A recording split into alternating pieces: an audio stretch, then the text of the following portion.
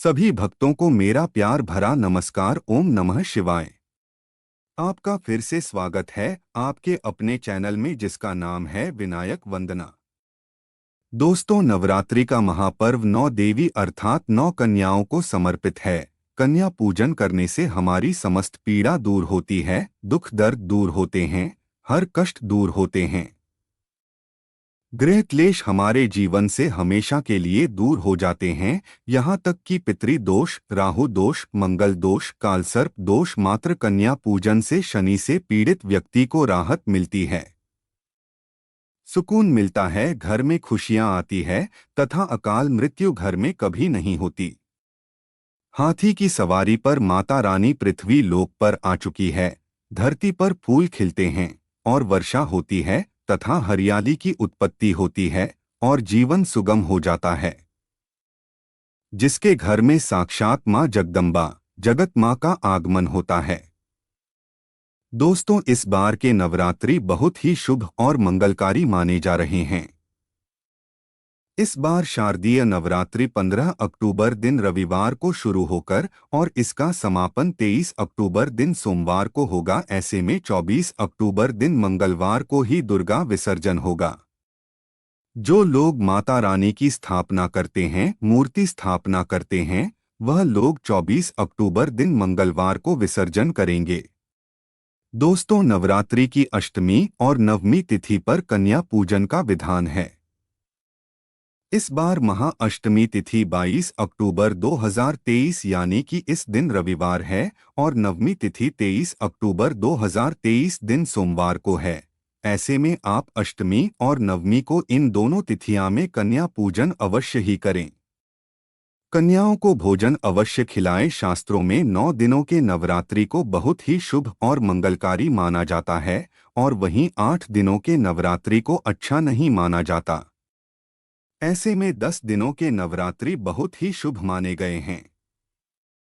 शास्त्रों के अनुसार नवरात्रि के दिनों में माता रानी का पूजन करने से, कन्या पूजन करने से मां अभय वरदान प्रदान करती है। कुंडली में जो कष्ट होते हैं उन्हें ठीक कर देती है। श्रीधर की तरह ही सच्चे हृदय वाले व्यक्ति के सभी कष्ट का निवारण मां शीघ्र ही करती है। मां की उपासना से विनम्रता का विकास होता है, सभी कष्ट, दरिद्रता, दुख नष्ट हो जाते हैं। नवरात्रि में माता रानी का व्रत और पूजन किया जाता है, लेकिन नवरात्रि के दौरान सबसे ज्यादा महत्व होता है कन्या पूजन का। दोस्तों, कन्या रानी जो होती है फूलों की पंखुड़ियां की तरह नाजुक होती है। कन्या पूजन सर्वोपरि है। कन्या के रूप में स्वयं जगदम्बा देवी माता वैष्णो 9 देवियां अर्थात समस्त ब्रह्मांड उनके शरीर के कण कण में वास करते हैं। बहुत कम लोग जानते हैं 33 कोटि देवी देवताओं का वास होता है कन्याओं के मस्तक पर। कन्या चाहे छोटी हो चाहे बड़ी हो, वह सदैव पूजनीय है, मां के समान मानी जाती है। दोस्तों, माना जाता है व्रत और उपासना से माता रानी इतना प्रसन्न नहीं होती है जितना कि कन्या पूजन से होती है। नवरात्रि में छोटी छोटी कन्याओं को माता रानी का स्वरूप माना जाता है। कन्याओं को भोग लगाया जाता है, उन्हें प्रसन्न किया जाता है और बदले में आशीर्वाद मांगा जाता है। कन्याओं को प्रसन्न करने के लिए गिफ्ट आदि उपहार वगैरह दिए जाते हैं। माना जाता है अगर कन्याओं को कोई भेंट दी जाए तो इसका मतलब है माता रानी अर्थात माता वैष्णो ने वह भेंट स्वीकार कर ली। जिन पर कन्याएं प्रसन्न होती है तो समझो उन्हें माता रानी का आशीर्वाद मिल गया और माता रानी की कृपा से उन्हें मुँह मांगा वरदान प्राप्त होता है। कन्या पूजन कोई मामूली पूजन नहीं होता। समस्त ब्रह्मांड में जो पूजा होती है उनसे बढ़कर कन्या पूजन को माना जाता है। 10 बार गंगा स्नान करने से और 100 बार यज्ञ करने से तथा 1000 बार यात्रा करने से जो पुण्य मिलता है वह मात्र एक बार कन्या पूजन करने से प्राप्त हो जाता है। दोस्तों, इसीलिए कहा जाता है कि कन्याओं को सताना नहीं चाहिए। 10 साल तक की कन्या का पूजन होना चाहिए। अष्टमी अथवा नवमी को कन्याओं के पैर धोकर भोजन कराना, उपहार आदि देना श्रेष्ठ माना जाता है, दुर्लभ माना जाता है। ऐसा मौका कभी हाथों से नहीं जाने देना चाहिए। इस दिन जितना ज्यादा हो सके कन्याओं के हाथ जोड़कर पैर पड़कर अपने घर तक लेकर आए। दोस्तों, वीडियो में आगे बढ़ने से पहले आप माता को एक लाइक जरूर करें। लाइक करने में कंजूसी ना करें। दोस्तों, कैसे करें कन्याओं का स्वागत? कन्या जब आपके घर आए तब सभी के पैरों को दूध और पानी से उनके पैरों को धोना चाहिए। खासकर मर्दों को कन्याओं के पैर अवश्य धोने चाहिए, इससे मैया वैष्णो प्रसन्न होती है। दोस्तों, फिर उसके बाद कन्याओं को जमीन पर कपड़ा बिछाकर बैठाना चाहिए। उनके माथे पर अक्षत, फूल और कुमकुम लगाना चाहिए। फिर उसके बाद भोजन ग्रहण करवाना चाहिए, लेकिन हमेशा याद रहे कन्याओं की थाली में 3 पूरियां कभी ना रखें। इसे शुभ नहीं माना जाता, घोर अशुभ माना जाता है और जेल में कैदियों के लिए दी जाती है। लेकिन 1-2 करके 3 पूरियां दे सकते हैं और दोष भी नहीं लगता। दोस्तों, कन्याओं को खाना खिलाने के बाद अंतिम में कन्याओं के सर पर लाल चुनरी उड़ाना चाहिए। और भोजन में आपको खीर, पूरी, हलवा, चना तथा आलू की सब्जी, छोले वगैरह की सब्जी खिलानी चाहिए। पनीर आदि भी खिलाया जा सकता है। वैसे माता रानी का प्रिय भोजन खीर, हलवा, पूरी और छोले आदि ही है, लेकिन भूल से भी लहसुन और प्याज का इस्तेमाल कभी ना करें, अन्यथा अनर्थ हो जाएगा। अक्सर कई लोग कन्याओं को कुरकुरे का पैकेट, चिप्स वगैरह का पैकेट खिलाते हैं, जो कि घोर अनर्थ माना जाता है, क्योंकि इसमें लहसुन, प्याज का इस्तेमाल होता है, जिसके कारण आपका व्रत खंडित हो सकता है। माँ दुर्गा क्रोधित हो सकती है। जहां अपने 9 दिनों तक लहसुन प्याज का परहेज किया, लेकिन आपकी एक गलती पूरे व्रत को खंडित कर सकती है। इतना भी नादान नहीं बनना चाहिए कि माता रानी रुष्ट हो जाएं और कन्याओं को भी अशुद्ध होना पड़े। कन्याओं को डब्बा बंद कोई भी ऐसी चीज ना खिलाएं जिसमें लहसुन प्याज होता है। मार्केट में जिसके अंदर लहसुन प्याज का इस्तेमाल होता है, ऐसा आप कभी मत करना। दोस्तों, जो खाना नहीं बनाते और मार्केट से रेडीमेड लाकर ही खिलाते हैं तथा दही जलेबी खिलाते हैं, यह शुभ नहीं माना जाता। दोस्तों, ऐसा खाना वो लोग खिलाते हैं जिनके घर में मान लीजिए कोई दुर्घटना आदि हो गई है, या घर में कोई बीमार है या कोई मुसीबत है, तब वह ऐसा करते हैं। लेकिन अगर आप स्वस्थ हैं, आपको कोई पीड़ा नहीं है, तो ऐसा भूलकर भी नहीं करना चाहिए। माता रानी दही जलेबी नहीं, आपके हाथों का बना भोजन खाना चाहती है, आपका प्यार चाहती है। फिर चाहे आप घर में एक ही पूरी क्यों ना बनाएं, माता के लिए प्रसाद आप स्वयं ही अपने हाथों से माता रानी को भोजन खिलाएं। देखिए, भले ही आप दही जलेबी खिला सकते हैं, परंतु माता को घर का बना हुआ शुद्ध भोजन ही अति प्रिय है। खासकर नवरात्रों के दौरान घर में पक्का खाना अवश्य बनाना चाहिए। माता रानी बहुत प्रसन्न होती है। घर का बना पक्का खाना ही कन्याओं को खिलाना चाहिए। हमेशा याद रखें, कन्याओं को प्लास्टिक के बने डोने में खाना नहीं खिलाना चाहिए। ऐसे बर्तन पूजा पाठ के लिए शुभ नहीं, अशुभ होते हैं, क्योंकि प्लास्टिक के ज्यादातर बर्तन जो होते हैं जानवरों की हड्डियों द्वारा बनाए जाते हैं, इसीलिए ऐसा पाप मत करना।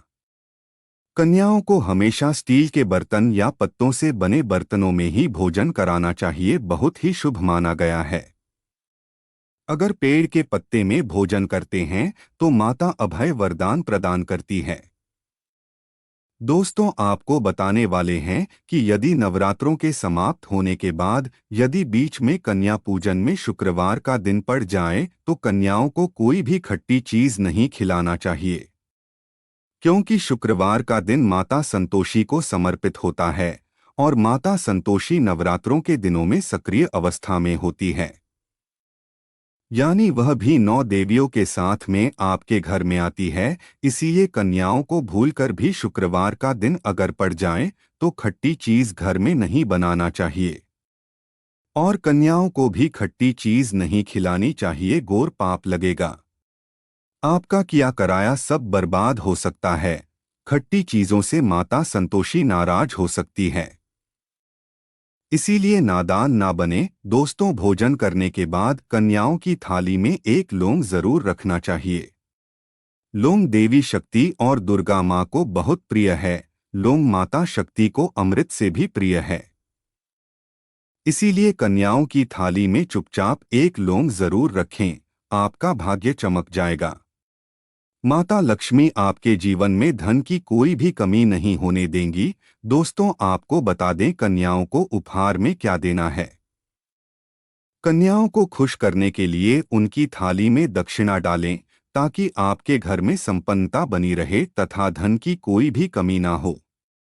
जब कन्या आपके घर से खुशी खुशी धन लेकर जाती है, तो वह भी आपको खुशी खुशी कई गुना आपको धन प्रदान करती है। इस समय कंजूसी मत करना, खुशी खुशी कन्याओं को धन अवश्य देना।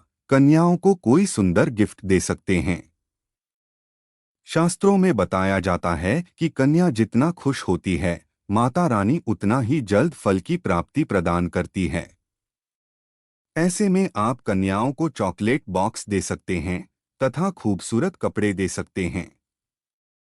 याद रहे, लाल कपड़े और स्टील के बर्तन भी गिफ्ट के तौर पर दे सकते हैं। याद रहे कि कन्याओं को लोहे का कोई भी सामान नहीं देना चाहिए, नहीं तो राहु केतु का प्रभाव आपके जीवन में प्रवेश कर जाएगा। राहुकाल तथा राहु दोष आपको लग जाएगा, आप बर्बाद भी हो सकते हैं। तो उनके चरण जरूर छुए और अपने मन में अपनी प्रार्थना को पूरा करें। सच्चे दिल से मांगी हुई मुराद माता रानी अवश्य ही पूरी करती है। सच्चे दिल का मतलब होता है मन में कोई भी लालच ना हो, और अगर वह लालच माता को पाने के लिए बन जाए तो उसे बोलते हैं सच्ची श्रद्धा।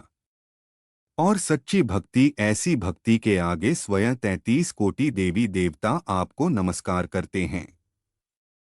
दोस्तों, नवरात्रों के दिनों में अगर मिल जाए आपको यह संकेत, तो समझो माँ दुर्गा आपके घर में आ चुकी है। यह संकेत बताते हैं माँ दुर्गा का आशीर्वाद आपको प्राप्त होने वाला है। तो दोस्तों, जब आप कलश स्थापित करते हैं तो जो कि हरियाली को बड़ा ही शुभ मानते हैं। कहा जाता है कि जौ से निकली हरियाली हमारे भविष्य में होने वाले अच्छे और बुरे होने का संकेत देती है। यह सभी बातें हमारे आने वाले साल का भविष्य बताती है। यदि आपने जो बोए हैं और वह किसी कारणवश नहीं हो पाए हैं, तो यह संकेत बड़ा ही मनहूस माना गया है। कहा जाता है कि नवरात्रों में जौ अगर सूख जाते हैं या बढ़ते नहीं हैं, तो आपको समझ लेना चाहिए कि यह साल आपका खराब होने वाला है तथा घर में कोई बीमारी आने वाली है, या दिन दुगनी रात चौगुनी आपकी आय कम होने वाली है या घटने वाली है।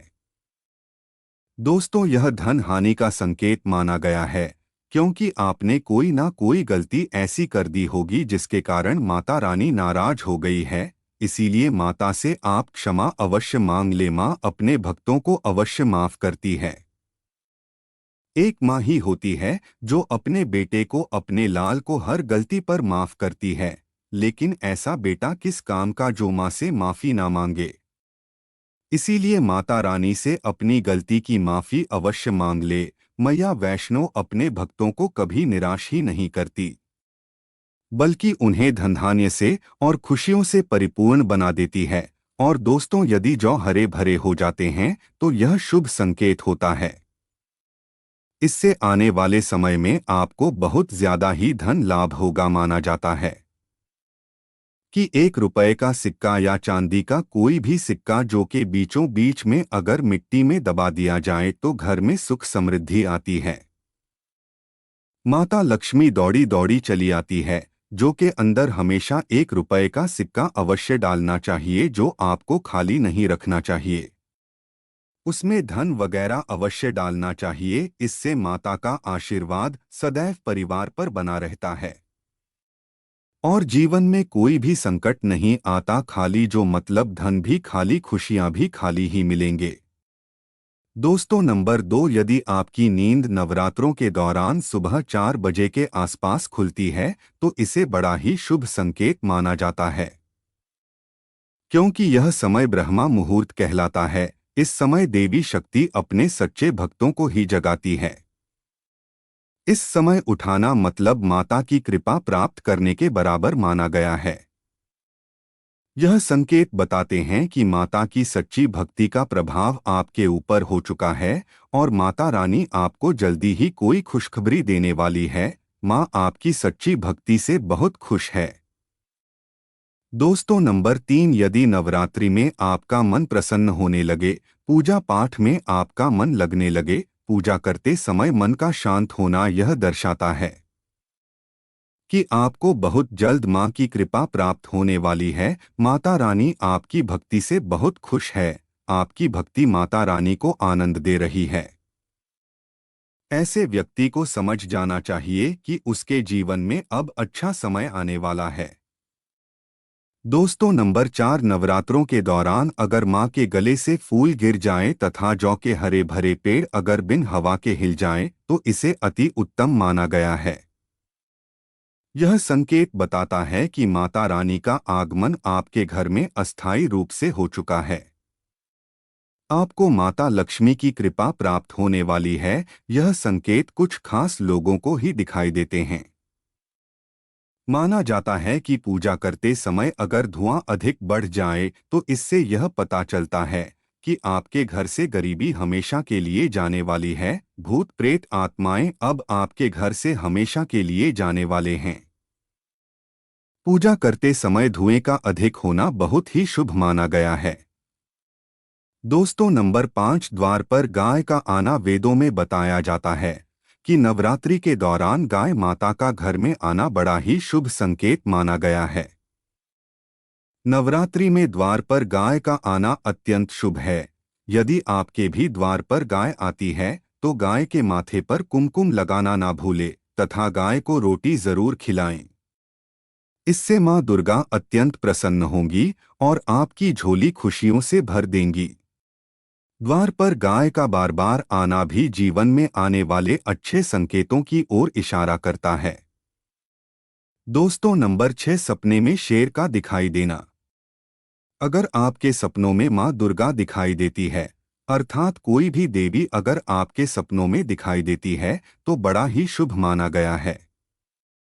नवरात्रों के पावन अवसर पर माता के दर्शन किसी खास भक्तों को ही होते हैं। यह सपने कभी किसी को शेयर मत करना।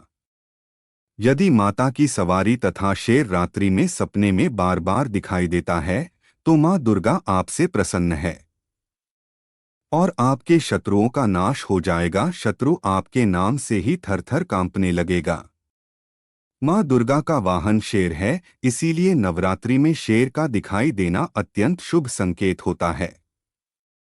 दोस्तों, नंबर 7, यदि कोई छोटी कन्या आपको सुबह सुबह लाल वस्त्र धारण किए हुए दिखाई देती है तो अपने साक्षात मां दुर्गा के दर्शन किए हैं। यदि नवरात्रों में सबसे पहले आपके घर में कन्याओं का आगमन हो जाए तो समझो आपको दुनिया की कोई भी शक्ति, ब्रह्मांड की कोई भी शक्ति आपको करोड़पति होने से नहीं रोक सकती।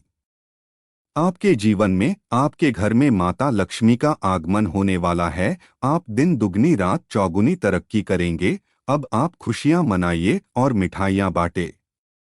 ऐसे में कन्याओं को भरपूर तरीके से खुश रखें और उनका आगमन दूध से चरण धुलाकर करें।